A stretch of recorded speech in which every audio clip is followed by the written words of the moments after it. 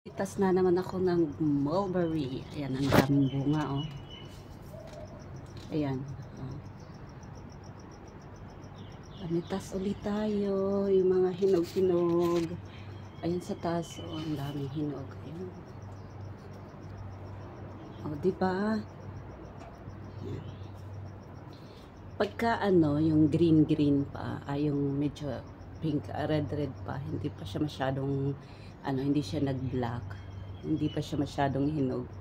Medyo mga asim-asim, pero yung hinog na, yung black, yung mga ganyan na, siya, matamis ba?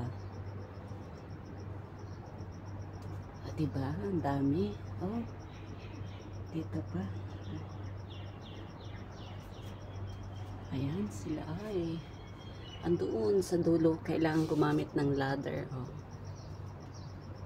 Ayan pa, oh. Yan ang magandang may tanim sa backyard o kaya sa front yard. Ayan. O, diba? Ang dami. Ayan ako, tingnan natin mamaya yung pipitasin ko. Kung ilang Ayan. Ayan yung kamatis naman. Kinuha ko na kahapon yung mga yung mga hinog na kamatis.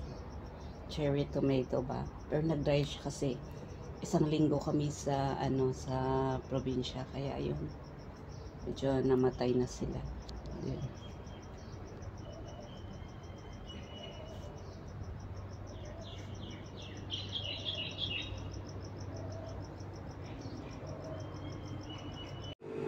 Ayan, ito na po yung pinitas nating mulberries. Ayan. Then ito, meron pa dito. Ayan. O, diba? Ang dami. Mahal ito sa palengke. Ayan. Thank you, guys.